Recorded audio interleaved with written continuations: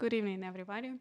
Thank you for coming today, and thank you for our online audience to following this lecture. And welcome to this dual lecture, bridging the perspectives of Amsterdam and Lviv neighborhoods.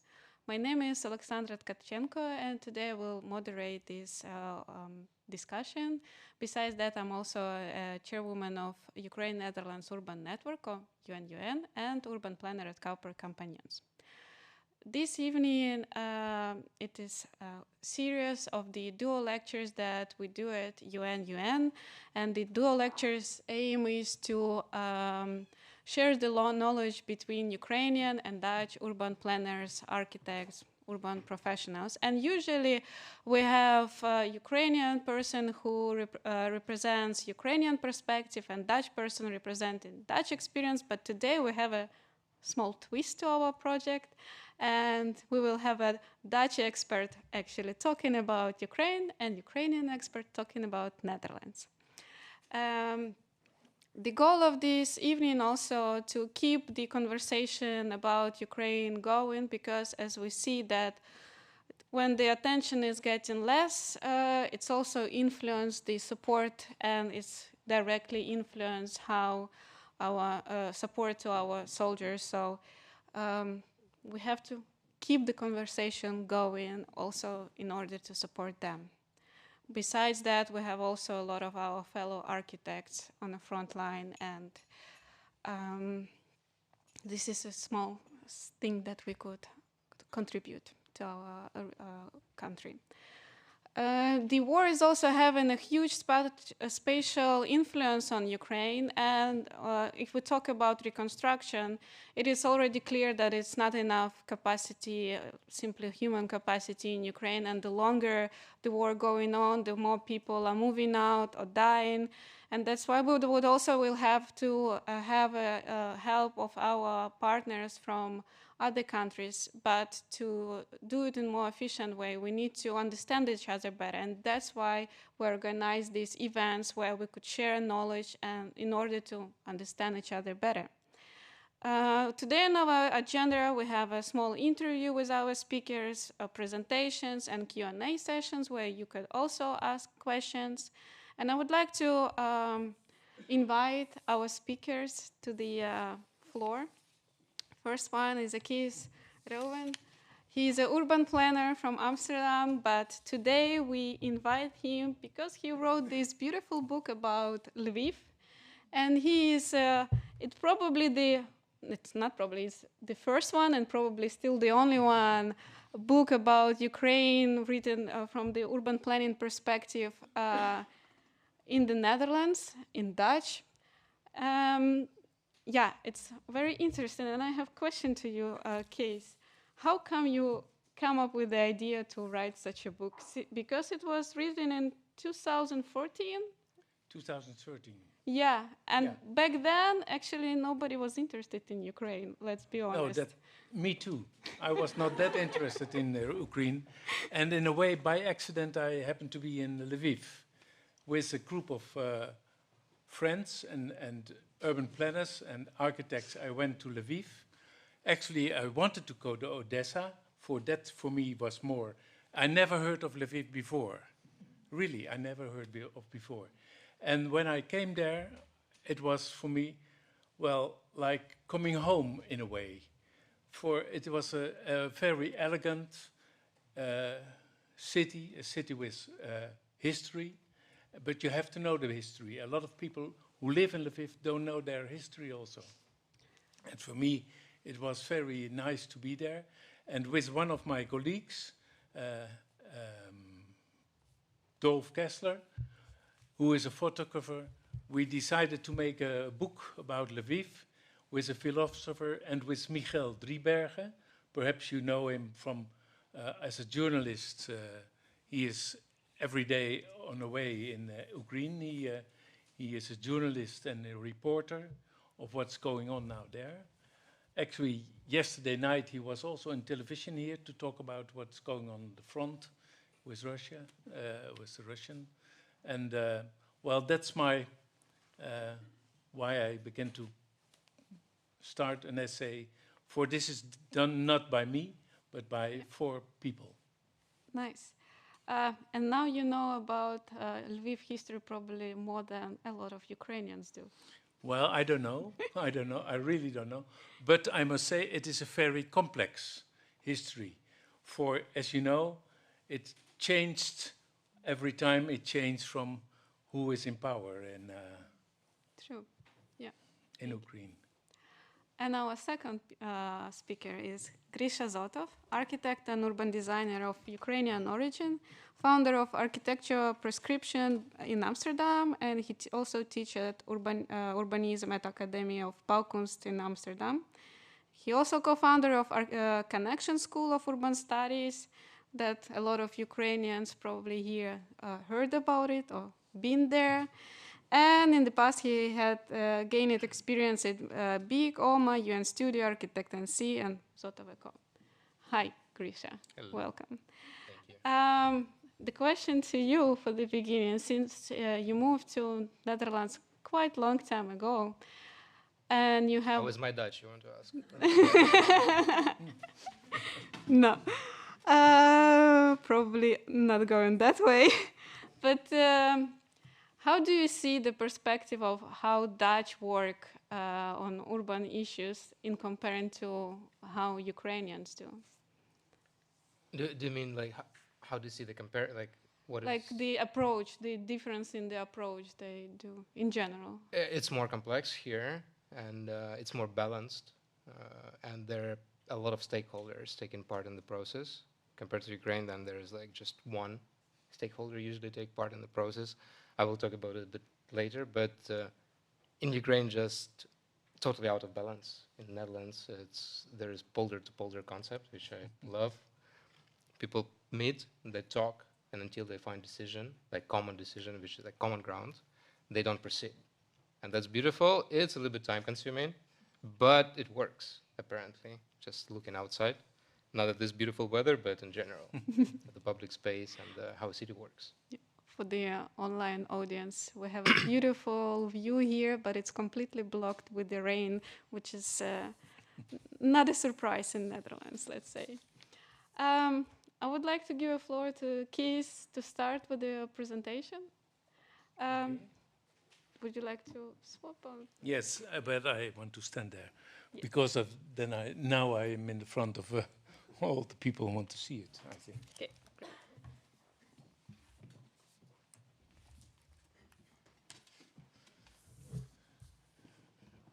Heritage without memory. That was the title of my essay in the book.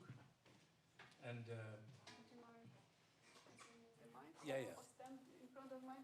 Oh well. So well, our it's okay. online audience could also hear it. Yeah. This was the title of the essay of my book, and heritage and memory has a role in everything I will tell about also.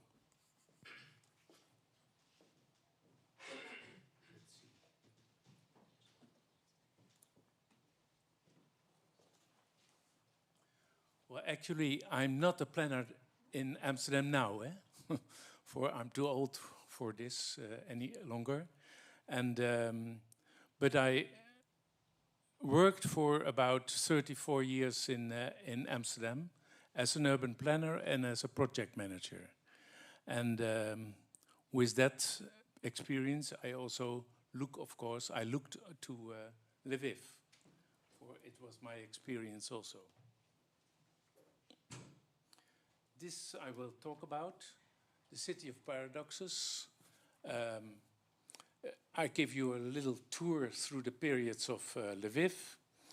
Then I want to say something about a scenario, what was talking about at that moment also between some people in Lviv, open campus city. And I talk about 3 strategic projects I was involved with. And I have some conclusions. The paradoxes.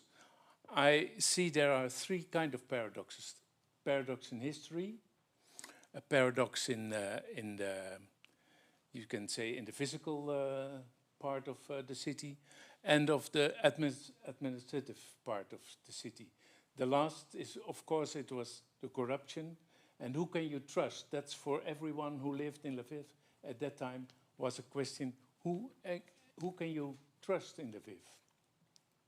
Because it is so complex to do everyday things, but it always has to do something with corruption also, from the higher to the everyday life. And with the history, that's another part, because what is the memory of the people? You must imagine, after the Second World War, there left about, well, not left, there were killed about 130,000 Jewish people. Most of all the Polish people were transported to Poland, and there came back some Ukrainian people from the east and from the surroundings of Lviv. But the other people, the Ukrainian people who lived in Lviv, were transported or deported to the Siberia, of course. So all the left was about 20,000 people who left in a city what was not bombarded, and there was a physical aspect of the city, but it was all the people who came in it had no memory of the people of the city itself. So that was that is, for instance, a problem when you want to do something with your city in the future.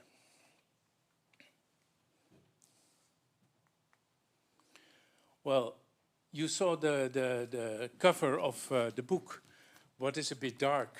It is I call it a kind of. Well, I will show you. This is quite different from the. This is a kind of ghost or a kind of spirit of the drama, who is going in the traps in the stairs of my apartment. It was, I knew that woman who never told a thing about anything, who was very quiet. And this is the cover of the Ukrainian English publisher, who wanted a different cover. It would not sell with that cover in Ukraine. It was very funny to see. Lviv Historic Center, that's the first part I will show you something about. It is from 1998. It is well, can I do it without, or have I to do it with it? For us it's okay, but I think for the audience online... Okay. Yes. Tegen de kin? Okay. Yeah, okay. It is a heritage, World Heritage site. This is the oldest part of Lviv. I found in the St. Baptist Chapel. That was a very nice, you can say, maquette. And this is the center of, what is it now? And this was the center of the old castle, because it started all in the castle, where there was King Danilo, who had a son, and that son was called Lviv, Lev, and that's Lviv, lion, you can say. And this was how it was when it was about 1250. We made some maps, 11 maps of Europe, and of Russian, of also Europe, Russia, and we put Lviv or Leopolis or Lviv or what it was, because it has every name of it, in the middle of it. And in this time there was the first boom in Lviv. Lviv was a kind of transport between the east and the west, and the north and the south, and it was part of the Poland-Lithuanian Commonwealth. And this was the center around 1600. This is the real center of the city, what is also the UNESCO part of it. And what is remarkable of this map, you see a lot of water in it. And one of the things I missed in Lviv is water. There is no water at all. There are also some sources, but that's also below, and I will talk about this water more. And this is where the hills surround it, and this is part of the. This is the city center, and in the middle, can we show it? Yeah, in the middle, this is the. This is the Renox Square. Is in the middle of this map. This is from the north to the south, and then you see not only the city center, but also all the extensions of the Soviet period after the Second World War. You can see here also in the panorama. And this is from the south to the north, to the where you see here. There is somewhere there is the castle.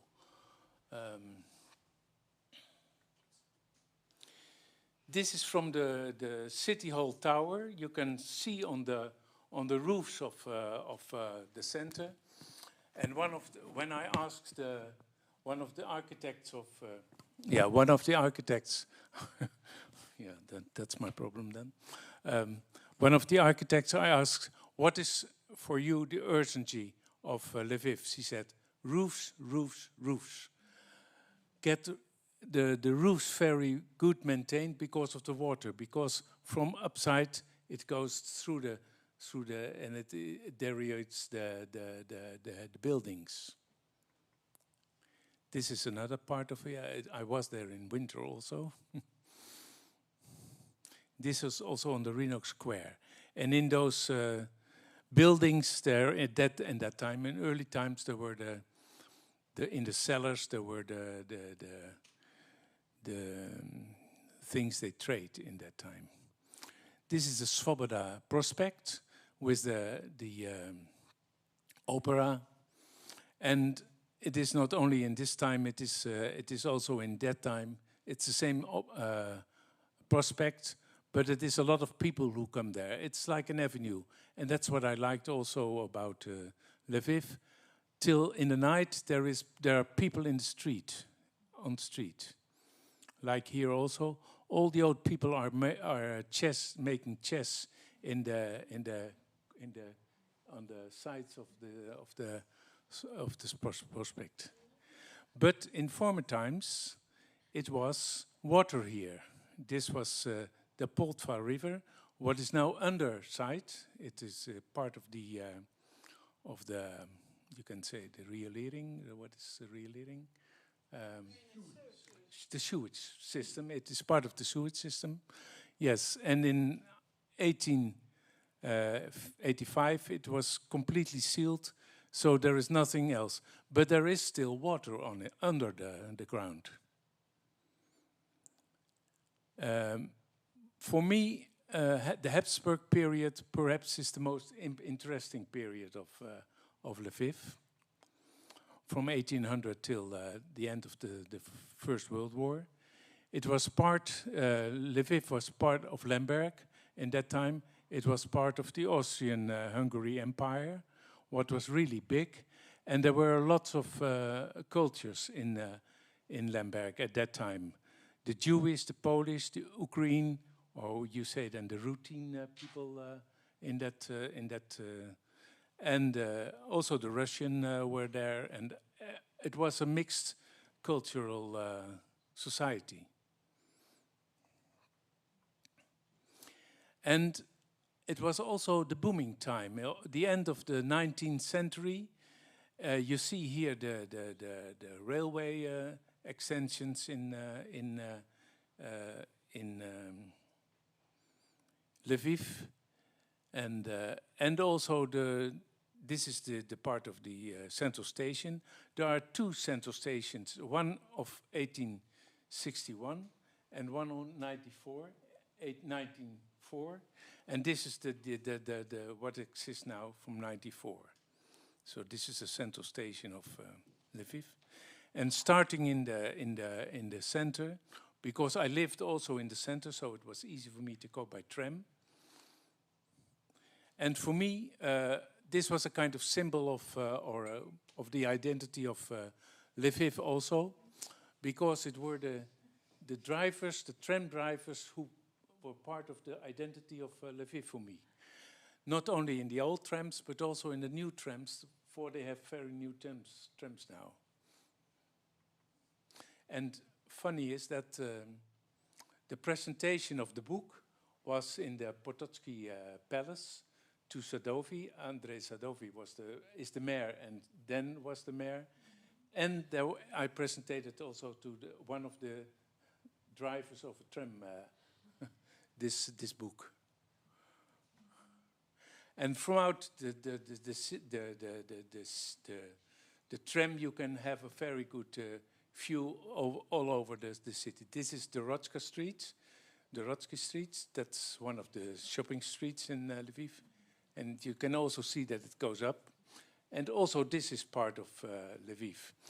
And when I see this, it reminds me a bit to Joseph Roth, who is a very famous author of Broaden, of course.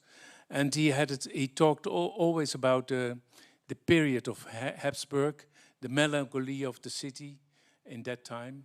And I think this is, well, is a kind of melancholy of that time also. It is a melancholic city, I suppose. I experience it like that.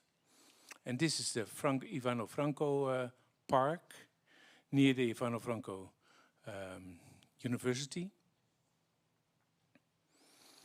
And of course, in that time, there is the secession architecture, and sometimes it is more than, normally it is a very sober architecture, but sometimes it is more like neoclassic styles. And in that area where I walked, I had a meeting with Ilse and Jan Thiessen in Kastelivki neighborhood, what also is built in that time by, this is Tsupinski, General Tsupinski Street.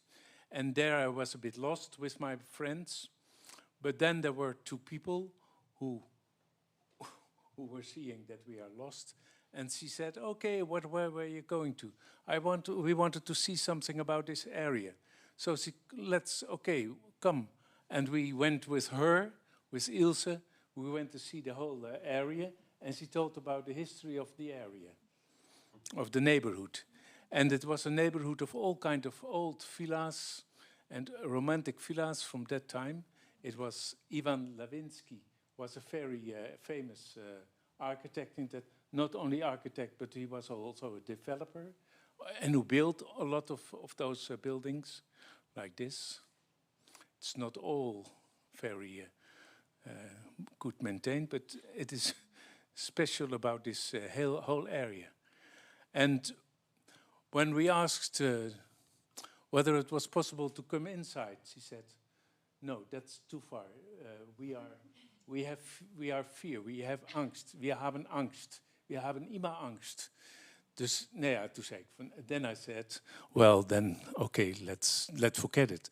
But then she went to her husband and they said, well, come in. So we had a talk with Jan, and Jan's grandfather built this house, and in Soviet time they had to they separate all the parts in 4 different, well, you know it, of course, of that time, how it went. And he told for him this meeting for him meant a lot of things, because for the first time he could tell about his history, and he never did to others. It was very closed, but because we are from abroad and we are not well, he could trust, in a way he trusted us, you could say. So it was an emotional meeting with him. And then, well, there was a kind of, after the war, of course, this is the Iron Curtain, and Lviv became Lvov, as the part of the Soviet Union. And then you have another, there were lots of extensions. You have three kinds of extensions, the real Khrushchev extensions and the Brezhnev that is in the more in the 70s and the 80s, and the smaller ones with smaller apartments, about 40 quarters square meters. And we went to District Sikiv, and I suppose you know this district. And there we met the designer, one of the designers of the district, Petro Krupa, and he lived there also. This is Petro, and in that time he worked on the structure plan of the whole of the city. It is a bit a classic way of working, I must say, not of this. Well, you talked about how it is to compare what happens in Lviv and what happens here, and this is a very traditional way of planning. But okay, it was very nice. This is the city or the neighborhood of Lviv, and for him it was a dream that once there will be a tram connection with the heart of the city, with the city center. And it happened, really it happened, because this is not the time we met him, but 3 years after him, I went again to Lviv, and this brought me to Sikiv. So this was very nice to see. And another problem he mentioned, he noticed, that was of course the collective ownership of the apartments, of the buildings, and you can see it here. The structure of the building, the casco, was from the municipality, and the people, they couldn't agree how to do it together. So you see it here. There are lots of parts of it in the facades who were isolated from the outside, because there was no isolation in this part of. And he lived in this area, in this apartment building, and from this building you could see what happened here. And there was built in 1890, 1989. There was built this new cathedral, and it was exactly built on the place where there was the communist center. So for him, it was a kind of irony that this happened in this area, and this was also where the Pope was welcomed in I don't know what exactly, but there were about 500,000 people who gathered here. So in that way, it was, well, funny to see. And this is the Europe when I was there in that time, because it was the opening of the book also, the presentation of the book. And you can see the whole area changed, and Lviv became part of independent Ukraine in 1991. And I was part of a kind of discussions in Lviv with people. And perhaps you know of, I think you know, of course, Jaroslav Gritzak, who was recently here also in the Netherlands. And he had an idea about the campus city. So for him, Lviv was a kind of campus city. It was a kind of laboratorium where all kinds of research and all kinds of innovations had to be done. So for me, it was a kind of idea, well, work it out a bit. And this was the map we made about. So there are very few things about this to say. Well, the infrastructure of the trams and not only the trams but also the buses and the taxis, they had to be electrified. The cycling network was working on a really good cycling network. And all the new ideas about universities. and the parks, the water. Well, I talk about the water later, and well, what is it? The last, and the sports facilities. And for me, this was also a symbol of. I came in Comuna a lot of times, and it were all young people who were in discussion. What you see here also, but I was amazed that it was so strong in Lviv. And really, it was vivid. All kinds of initiatives were there. And this, for me, was the idea of an open city. It has to have to welcome you by a host. And for me, the hosts of the city were the drivers of the women drivers. And the funny thing, they wanted to get rid of the women drivers because they were not so smart as the men. They thought about the new digital instruments in trams. But then they made a kind of opposition against it, and they still are the drivers of the trams in the city. And this is the reconstruction of Bandera Street. And I was involved in this reconstruction as a kind of outsider, because the discussion was about what we do with the cobbles in the city. And for me, the cobbles of Lviv is also a kind of part of the identity of the Habsburg part of the city. So I said, you don't get rid of these cobbles, you have to integrate them in the new profile, because this is so important. And of course, you have for the cycles, you have to do it in asphalt, but for the tram and for the cars, you can do it in the cobbles. So this is the result of. And also, there were plans for new universities or extensions of or existing, and this is part of the Ukraine. Catholic University campus near Stritsky Park. Stritsky Park, when you know Lviv, you know where it is, of course, I think. And this is also, well, what the plans at that moment were. And this was the first Petsitsky informing center where the research is done, and a kind of library for the history. And of course, the parks. And the water, I will tell about the water. And this was the result of the European Football League in between what was organized by Poland and by Ukraine in 2012. And there were some strategic projects I was involved in. I was involved in the Holocaust Memorial Golden Rose Synagogue project, because of the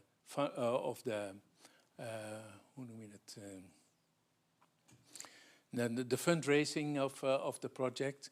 And this was an initiative of Sofia Dzidjak, who is the director of the Center for Urban History of East Central Europe, in cooperation with the German Agency of International Cooperation and the municipality. And what she wanted to was, well, exactly to give an answer to this kind of what you see in all the memory of what was happened in the Second War was hidden in one of the hoods near Janovsko camp. That was the death camp where hundreds of thousands of people were killed or were transported to the concentration camps. And this is what you can see there now as a tourist or as a citizen of the city. And this is one of the, well, of the monuments. And they want to, this monument this Golden Rose is destroyed in the Second World War in 1942. And what a lot of Jewish people wanted to rebuild it again. But Sofia Dzidjak from the center, she said, no, you never can do that again. And let's make it a new place, a memory place in another way. So there was a competition between landscapers and architects, for this was the place. And this is what it was built as a new memory place just in the city, in the Jewish quarter of the old city. And I was very impressed by it, so that's why we supported it also financial. And here there is also one of the stones. There is also a memory to Milo Anstad, who is a Dutch journalist who lived in and was raised in Lviv. He was from 1920, and he lived there for, I think, 10 or 15 years. And that's funny to see. I didn't know it, but when I went reading it, I saw one of his things. And the lost water, the discovery. This was an initiative I took myself, and with Julian Czaplinski. I know you know him. A lot of people you know him. He was the city architect of Lviv, and Katerina Kowalczuk was an architect, and some Dutch landscapes. And with the Polytechnical University of Lviv, we worked this idea out, and to make a city or Lviv with the water climate-proof and a sustainable city, saving, of course, existing water, renovation lost lakes and rivers, room for new lakes and water retentions, and improve the water quality, integrated water management, and to encourage ecological, socio-cultural awareness of the water. So this was these pictures I saw when I went to the pizzeria. I saw on the wall. I saw this cupboard. I saw this picture, and I thought, well, where is it? And it happened to be exactly in Lviv.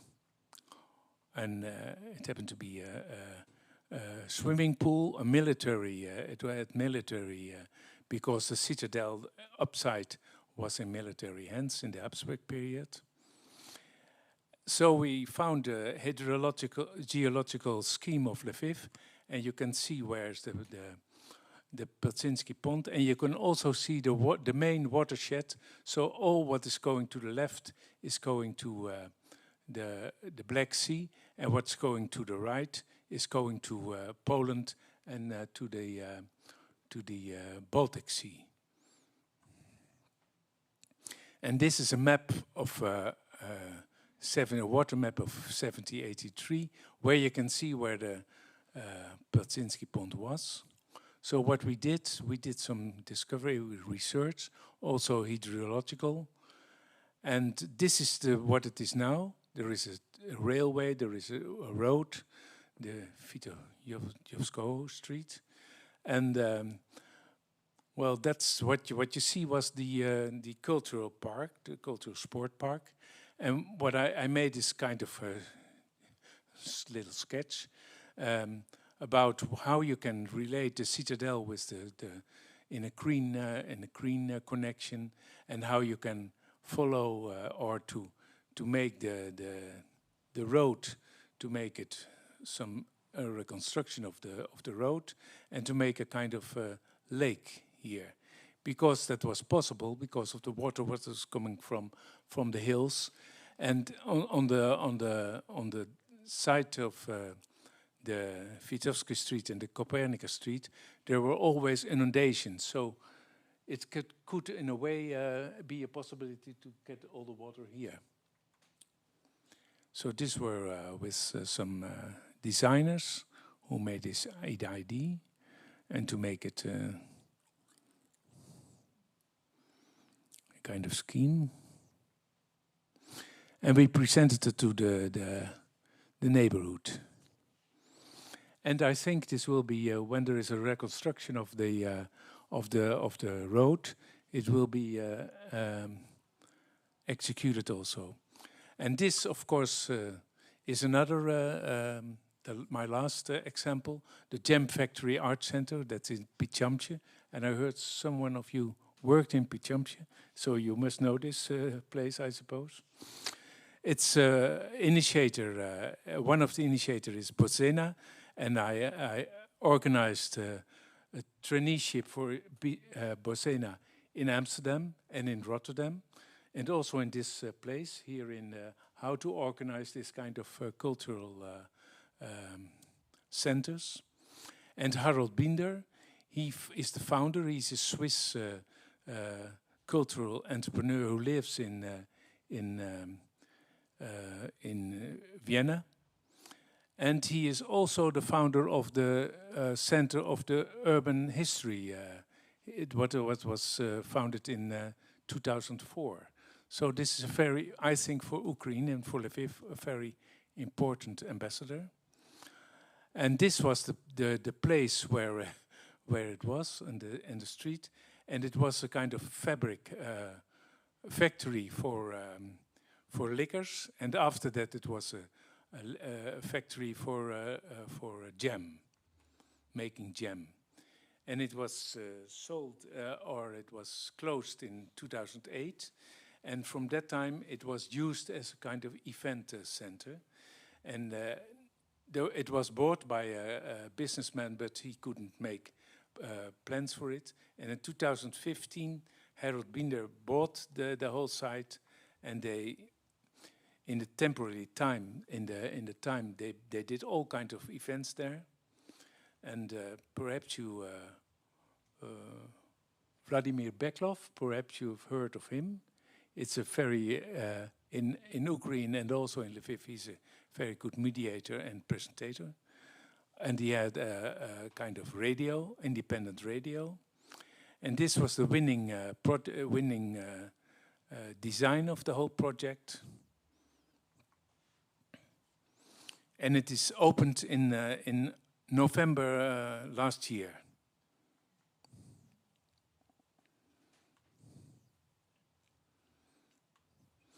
I think this is an example of the resilience of what's going on in sometimes people say, why this kind of cultural places? But this cultural places, I think, exactly also in this time, is very important for the city. So this is part of my conclusions for development, transformation, and reconstruction of cities, or this city, or neighborhoods.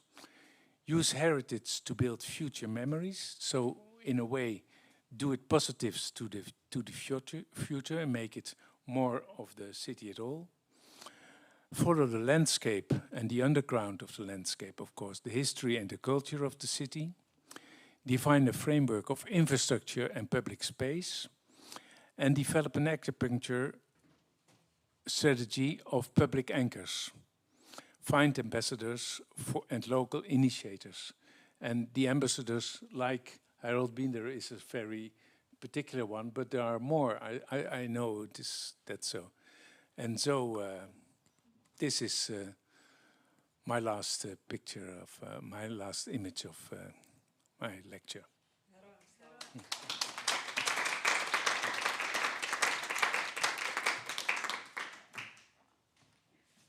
Thank you very much, Kees. I have a lot of questions to you, but we will save them for the Q&A session. And I would like to invite Grisha to the next presentation. And the clicker. If you don't mind, I'll sit because I cannot use microphone properly. Thank you so much. It was so nice to see that there are positive things happening in Ukraine and Lviv, and also for the initiative to bring the Dutch knowledge and way of working back to Ukraine. And while you're talking, I just realized, because I grew up in Mariupol, which is the same distance from Lviv as Lviv from Amsterdam, almost. Just a little bit like Amsterdam and Lviv, it's a little bit bigger distance. But not only geographically, but mentally, culturally, like in all aspects. So you can project the difference between Amsterdam and Lviv, divided by 2, that would be Mariupol. Okay, so what I want to talk about, I don't have much experience with Lviv, but I will talk in general comparison way of work in Netherlands and in Ukraine. Dialogue. First thing, after all the years of experience in the Netherlands, working with Gemeente Amsterdam, I will show one of the projects a little bit later.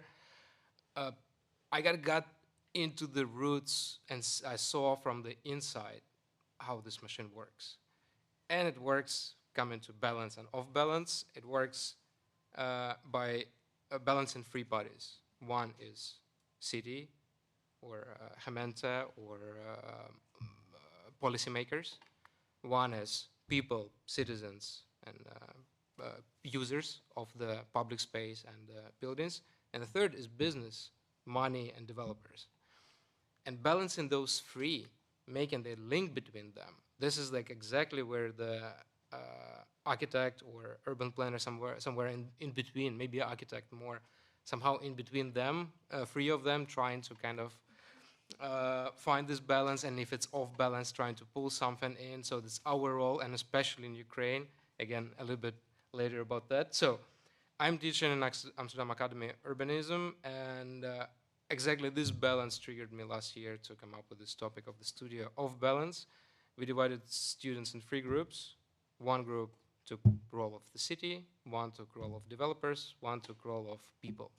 And then my idea was to force them to forget about other two parties. And they had the same plot, and they had to design it from just one solitary perspective. And the results were quite fun after that. So it also it's like triggered the students to think, not just blame developers if they work for a city or if they work for a landscape architect office, not to blame just everyone in the world that people are doing bad stuff, but just all people make sense, you know, each party, they have own interests and own goals. And so this is the one slide of the guy who was working from the municipality perspective. He focused on energy, just planted infinite amount of windmills, nuclear power station in Amsterdam, just to make energy for all the city. Another guy just thought about connectivity of the plot, so he covered highways with hills when people can go over it, or tunnels, so he connected everything together. This project is from the girl who was a developer side, so it's all pragmatic, thinking of maximum square meters, making an unbelievable booklet and brochure of just trying to sell it as good as she can in this context. Also from developer viewpoint, making a lighthouse, just like we are here, come to this plot, it's the best in the world, and thinking how to optimize the building position in a, again, best possible way to provide views, but also to gain infinite profits. And then we get to people team, and those guys, they did nothing. I mean, they did projects, they did fantastic work, but they don't want to build anything, they want to get rid of stuff.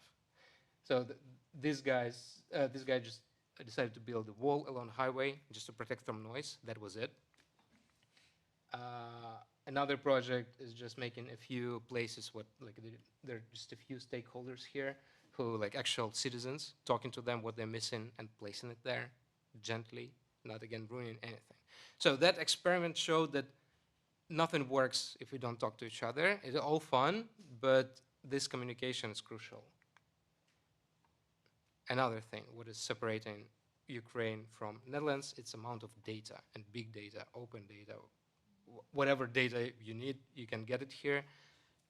Here we pay taxes go to the city, a lot of companies and institutions make research, everything goes public, and you can use it for whatever reason you need. Millions of websites, maps, anything you need.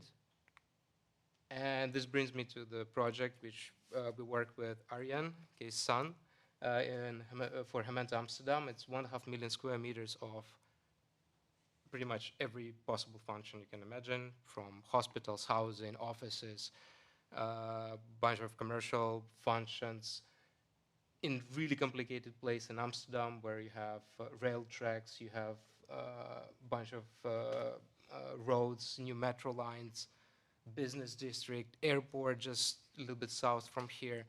So million things to consider, million stakeholders.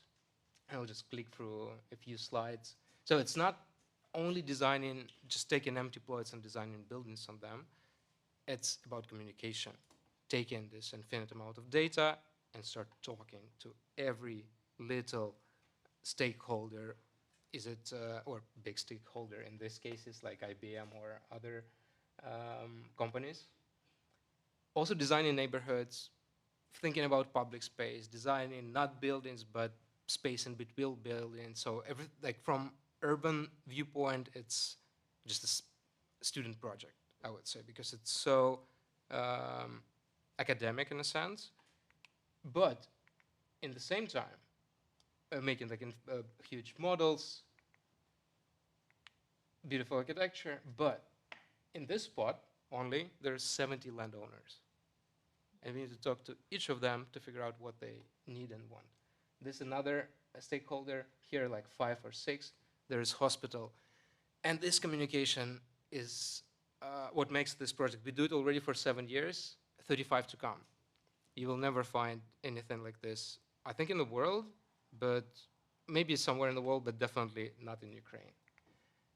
Thinking of noise and many layers, I will just skip slides. Thinking in a broad context. So what Gemeente Amsterdam does, it just takes everything what is on the map, not thinking just we are designing this project, we will work on it, and we don't care about what is behind the border. Thinking of just what happens 1 kilometer away north here, how do you perceive the neighborhood? Is the human scale? What is the bike connection? Do we need a bridge or not? Where are the bus stops? We discussed for like half a year, moving one bus stop up and down because it was not in perfect position. Yeah, and coming to this map, so talking about open data, this is master plan of Kiev vision for 2025, and this is one map. And I think the problem, what happened in Ukraine, now it's changing. The youth, the people who were born after 1991, they're unbelievable. Everything before, I mean, I'm also before, so I'm like talking about myself.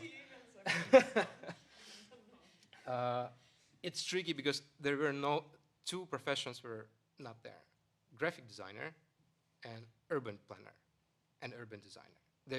These people didn't exist before. This map represents it, and especially I love the difference between those colors and how you find it on the map. So every time you try to open it and understand something, it's just impossible, and I think it was made for you to not understand anything. That's why it's another problem. We're literally now, next week, we submitting 40-hectare master plan in Kiev. It's just concept phase. But this is interesting situations. I cropped it really small, so nobody understands where it is. Red lines, these are the red lines of the streets. So everything in between red lines will be public space. This is from the city. White line and hedge, this is a plot from the developer and owned by a company. So who designed that? Who works on these green spots and orange spot? Because developer cares only about this spot.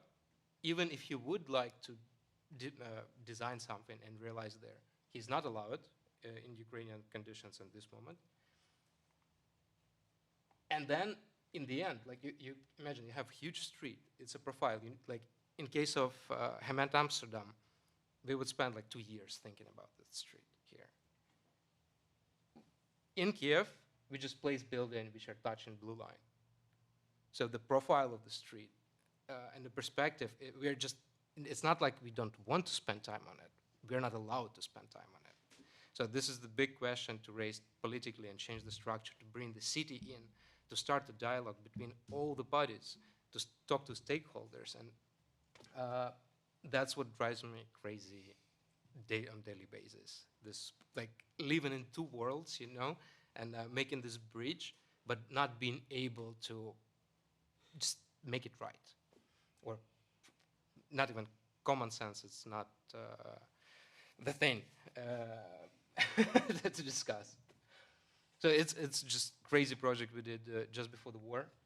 I wanted to show it because this is already a little bit ahead. There would be one question in 15 minutes to me about what would I recommend to Dutch architects working in Ukraine, because the war will be over anytime soon or not soon, but it will freeze, it will change the face, but it doesn't matter. Ukraine will blossom, and I strongly believe in that, because after the Second World War, when it was over, huge investment from West went to Austria. which was on the border between East and West. I'm sure the same will happen to Ukraine. So a lot of people from abroad will start designing there. And how to find data, that's what we do. Because it's not available, it doesn't exist, we dig for it. And that's what we will all face. So this was the IT company. We made a research for 4 months just about the company itself, surroundings, and the plot. So to get this data again, to like what is available in the Netherlands, to have the same cards, on the hands before we start even thinking about designing something. So we talk to employees, we ask where they live, how they live, what do they need, how, if they get married in the company or not, what is their income, what would make them move to this neighborhood, to this campus. And that's the reality what you will face designing in Ukraine. If you want to do something good or not just making money or taking part in that business, for me personally, it's not interesting. We need to make something what makes sense. So you need to dig for data. Just why I showed this project particularly, it's very similar to Amsterdam, to Iber, to Sluisburg, because it's on the river, it's south from Kiev. There was nothing, then they made an island out of sand, and it's tabula rasa, so there's nothing. We come up with a new city or a new district like Iber or Sluisburg. It's a long strip, 1 kilometer building, split it in parts. Also, the IT company wanted to make a statement that they're big and they're strong and they should be visible from Google Maps. We did that, but in the same time divided into smaller objects and taking the role not only of architect in this case or researcher, but also taking part of a policymaker and the user. So like, in this case, we as an architect took role of all 3 parties. And that's what my message is, that if you seize or take part in the project, which is, you see there is no balance, our role as architects to balance it back, at least with our own resources and willing to do that. Yeah, I'm trying to go faster because I know we are short on time.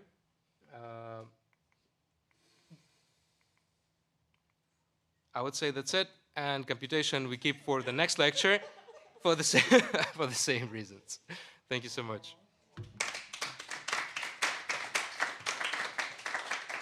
Thank you very much. I would like to invite back Kees and start our Q&A session. Yeah, as Grisha already did a spoiler on the questions we will have now.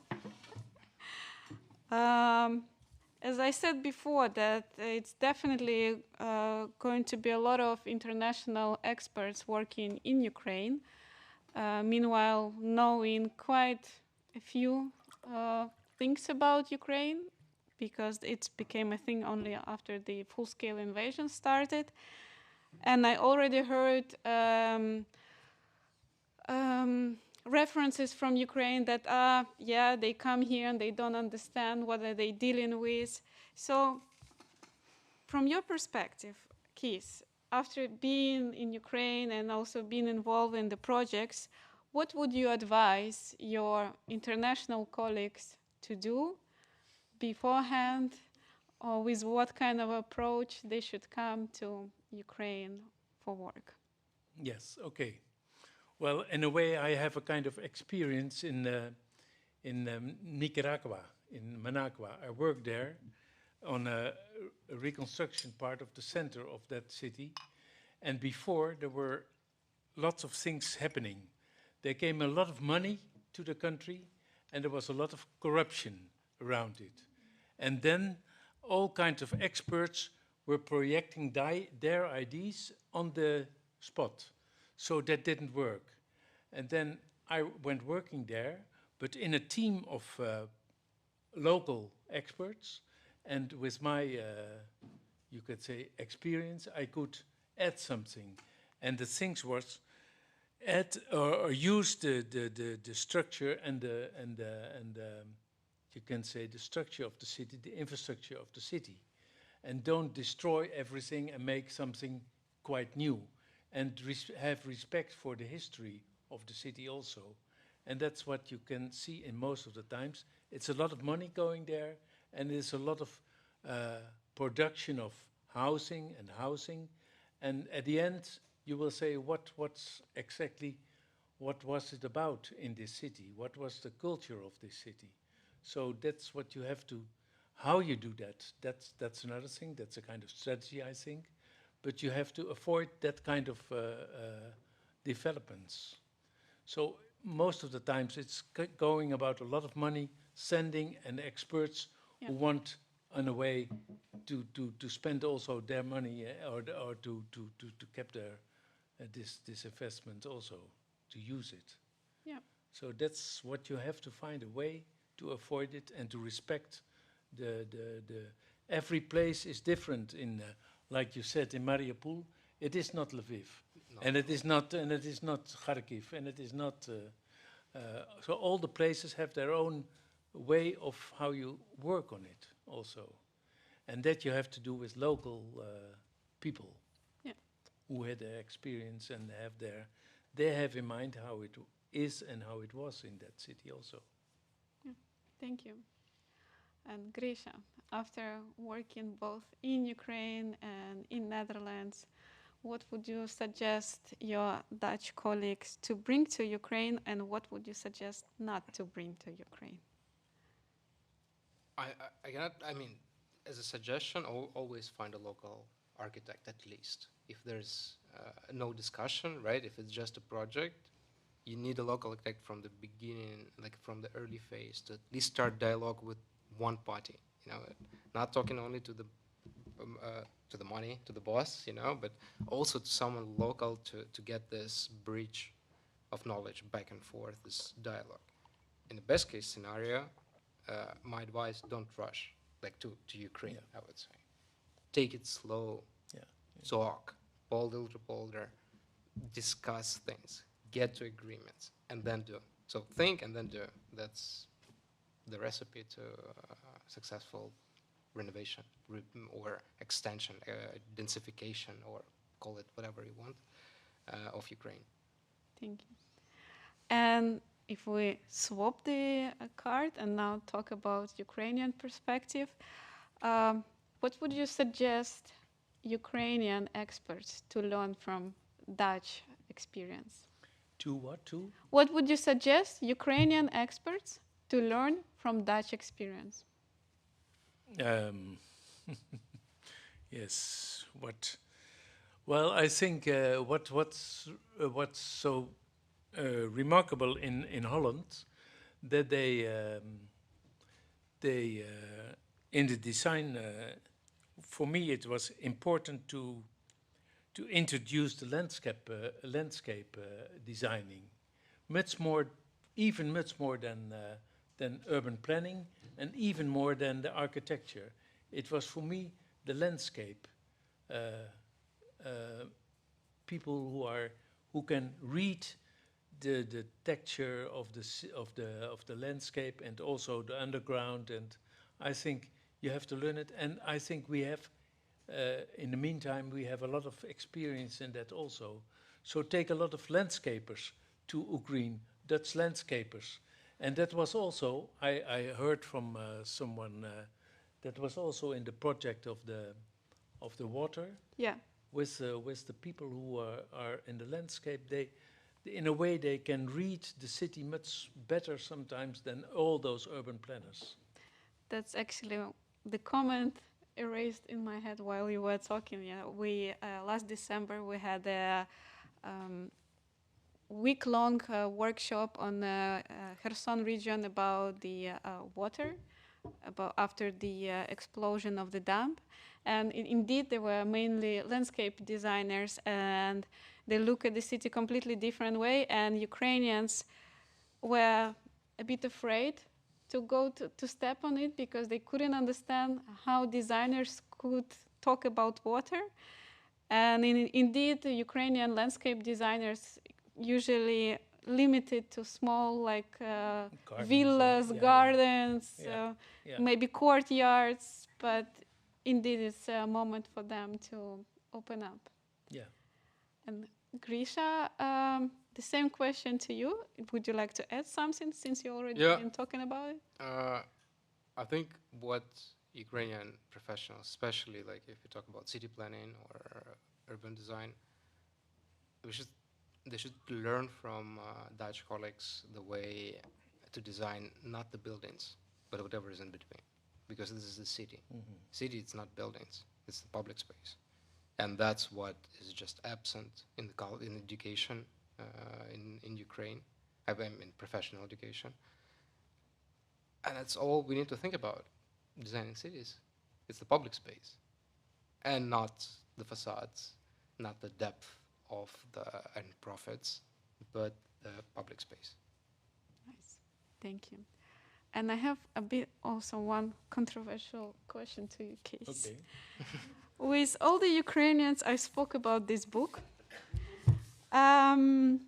I saw you showed in your presentation quite different pictures, and you also showed the difference between the cover. That was the choice of the Dutch cover, and Ukrainians went to a bit more fröhlich, happier cover. So the comment of most of Ukrainians was like, "Is it photos from the Soviet era? Why it's so depressing? Lviv is not so depressing as in the photos of this book." I know you're not the photographer, but maybe you can comment on it a bit. Well, in a way, there is still a kind of drama in everything. What was the experience and this expresses more the drama than than the other picture. What expressed more street life itself. So it was more a kind of reflection on the city. And that was it. It was funny. I had a presentation in Lviv of the book, and there was a discussion because of the book, and the same thing happened there. One of the women in the audience, they said, "Why you show so much dark things of the city?" And the reaction of another part of the city was, "Well, it is so good that they show such things also of the city, not only all the beautiful facades and all the beautiful buildings, but more what's going on in the city behind the facades also." And this is expression of what's going on also behind. But I can imagine what the and the publisher he found it because he said, "Well, I cannot use this. I cannot sell this in Ukraine." And I think he was right. Yeah, that's true. Thank you. Are there any questions from the audience to our speakers? Yeah, I need to give you a microphone so our audience also hears. I hope it's not about the age, right? Hi, thanks a lot, both of you. I'm Kievan, so sorry, my reference for Kiev was there. But I'm wondering from Grisha, because you talk about balance, about the three elements there. What are the minimum criteria to consider this to be a balance? Because there could be so many ideas, could be so many discussions, right? And at some point, the group whatever should understand, are we missing or are we overboard, etc., etc. How do you define when it's enough? I think if there is dialogue, first to start dialogue, and if the dialogue continues, then there's balance. As soon as it stops, it falls apart. But it can go on and on and on. Yeah, that's the Netherlands. No, I mean, I understand it's going on and on, but there are results also. Yeah, they might be not drastic, but there's after every little step there is one conclusion. Then it will change. They will change it 25 times. But if there's dialogue, then there's balance. Any other? Thank you so much for the lecture. It was really interesting, but I have one comment. You said that When you showed the land use map, I think Ukrainian land use map, you said that it was made for you to not understand anything. Yeah. And I really love that comment because now I'm also looking into legislation and all kind of regulations, and it's very unclear in Ukraine. Yeah. And I wanted to ask you, what do you think the reason for it is, and how can we learn from the Dutch background to implement it and make it more easy to understand in Ukraine? Thank you. I think the reason for it is Soviet Union bureaucracy. If to go back in time and just tradition state. So infinite amount of people doing infinite amount of useless work. And that's the background of it to me. What to change? It's again start the bridging cultures, right? To share knowledge and bring experts in, get I mean, from Ukrainian perspective, we need to be a little bit egoistic in that communication. So we just need to collect data, collect ways of working. Like, okay, this works for us, right? Like you need to listen to like 25 different ways to do things, and then you choose something what like we can implement it in this part. That's the way to solve it to me. Regarding this, I also have a question to Kees. Was it always like this in the Netherlands with legislation? Because I know the legislation is also changing now to omgevingswet, and was it also I don't know anything about omgevingswet. Yeah, but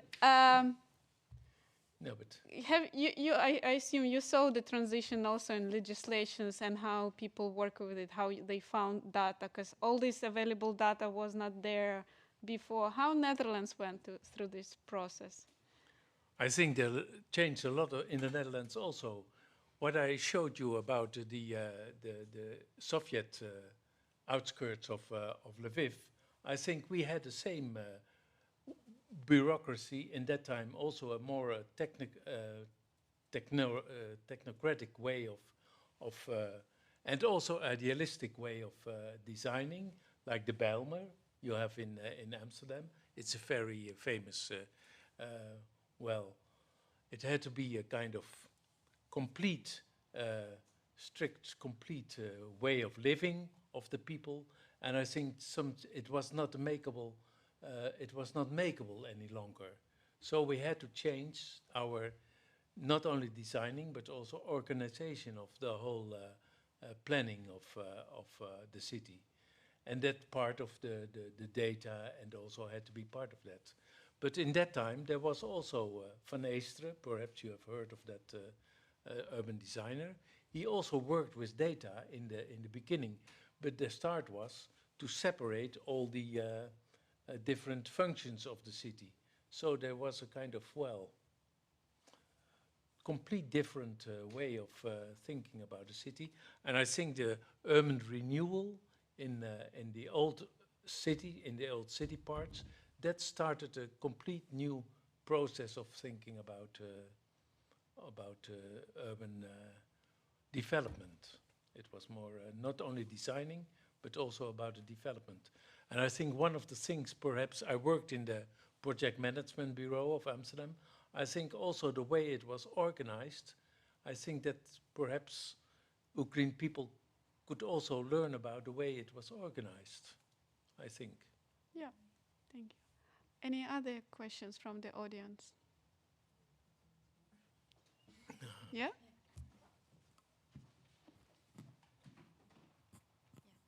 Thank you. Thank you for this amazing lecture. It was so interesting and inspiring. Okay, I have another question for you, Grisha, and the question is about the negotiation process between stakeholders in Ukraine, especially.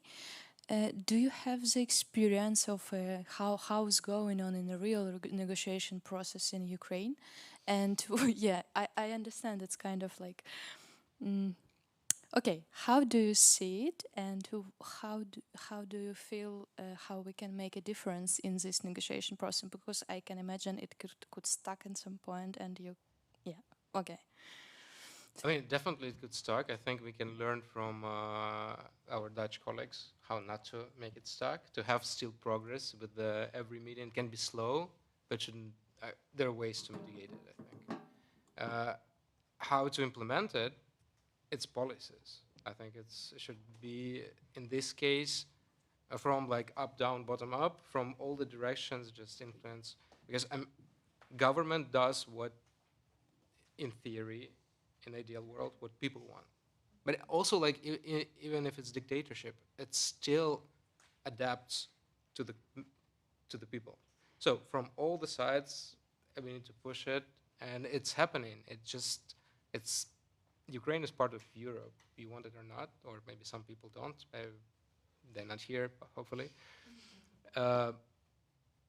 It will happen one way or another. So it's question how much time it will take and how many generations. And I think if we do it clever, it can happen real fast. Even though we will talk for many hours and it will take long as a process, but not making mistakes, I think it's super crucial for a fast growth. Thank you. I have a last question to Kees for today, but I assume we could continue these conversations later. I hope so.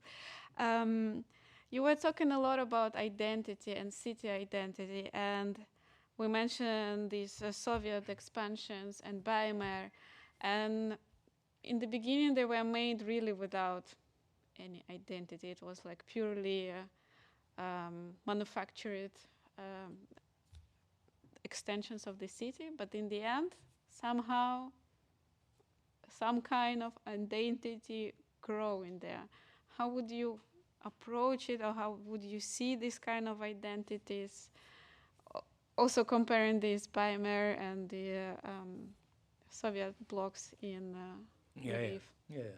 Well, the funny thing, what I saw with the identity of the Bijlmer, that was actually it was an extension meant to be for middle class and also the labor people. And when the Suriname people came in, so from abroad, the migration of Suriname, then it changed, and it was part of their identity. It became part of their identity. So the identity of the Bijlmer, of southeast, completely changed, in spite of what was the physical expression of the city. And because of that, I think, so this kind of, you cannot plan it in this way. It happened that, well, of course it was also politician decisions to put a lot of people there. But finally, because of there was a lot of migration, about a lot of people from Africa went also to live there. Because of that, it changed. And what I saw happening in Zwijger, a lot of people from the Krim, Tatarian people, came there, and I saw a change in the way they did with shops. The bakery, because they baked their special things, and things were changing. And I think this kind of development you can facilitate as a governor or as the local government. And I think this is the way you can perhaps change things and the identity of neighborhoods. For instance, what I saw in Pichamsche, there are a lot of old buildings, industrial buildings there, and they were squatted by young people, and they were, they are completely changing that area also. So there is a possibility to change also this kind of neighborhoods, this kind of districts in that way. So people creating the identity. It is people who are creating their new identities to neighborhoods, I think, yes. Thank you very much. It's not about the building only, no. No, definitely. Thank you. Not only about building, not only about the public spaces in between, but also about the people who are involved. Yes. And the triangle of the stakeholders. Thank you very much. It was very pleasant to moderate this discussion today, and I really hope we will continue this discussion later. And also, as I said before, The dual lectures, they are part of our longer program, and we will talk about neighborhood also in the upcoming workshops in June, from 12 till 14 June. In Rotterdam, we will have a 3 days workshop working on Ukrainian neighborhoods. So if any of our audience would like to join it, you're all welcome. Just follow UN on our websites, Instagrams, and so on to get the details how you could be involved in it. And I hope to see you later on our other events, studio visits, other lectures, workshops. And we all hope that we'll soon we soon will continue in Ukraine.